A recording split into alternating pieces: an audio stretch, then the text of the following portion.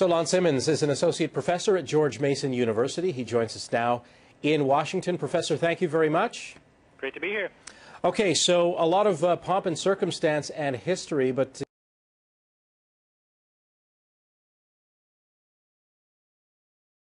what's the biggest challenge that Obama faces? Well, I think if you were to describe his inauguration address, you might describe it as guns, germs, and nerves of steel. That is, he's got to deal with this issue that comes around, which is a very contentious issue about gun control or what we do about it or what the Second Amendment rights really ought to be. He's got to deal also with his health care enforcement.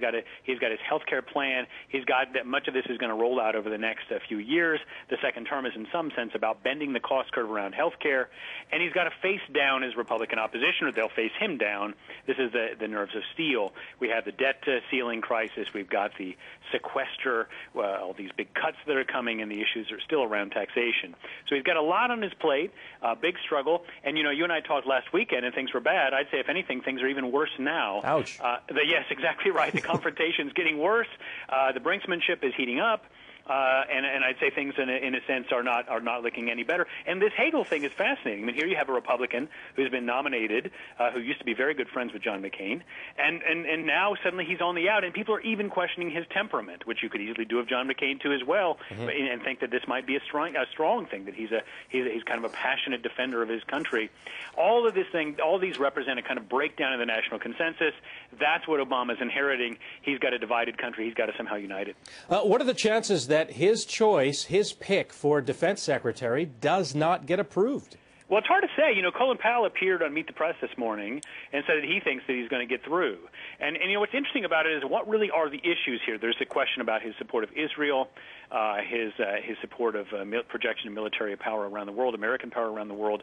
I think that what Chuck Hagel probably represents is an attempt to bend the cost curve of the Defense Department, much as the Affordable Care Act is bending the cost curve on health care and therefore Medicare.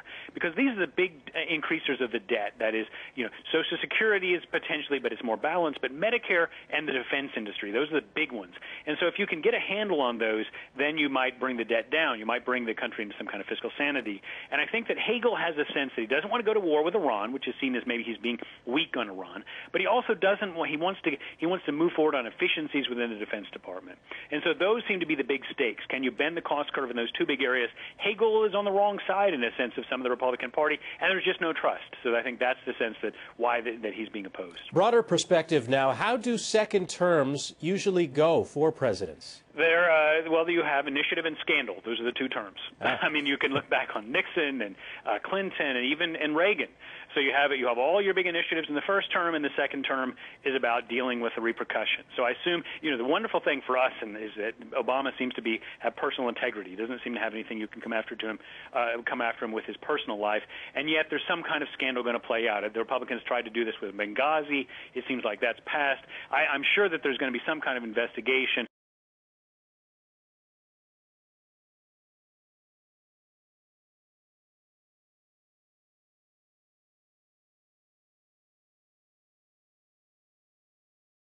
Things are going to get ugly. That's the way that second terms tend to go. Interestingly enough, Barack Obama's second term is about implementing the long-term implications of his first-term innovations, like the Health Care Act. So I think, in a sense, he's going to see things go easily, smoothly, and try to move on immigration, which everyone wants to support because the Latino vote is so much in play. So I think we'll see movement around that, a little around guns, and then a lot of nasty griping.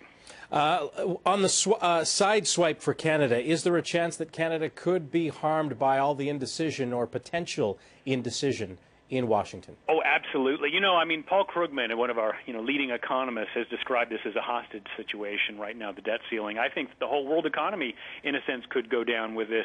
If we can't get our act together, we're all in trouble. You know, the United States is an essential. It's too big to fail, and Canada is our biggest trading partner, so you're definitely a risk, and you have a big stake in this.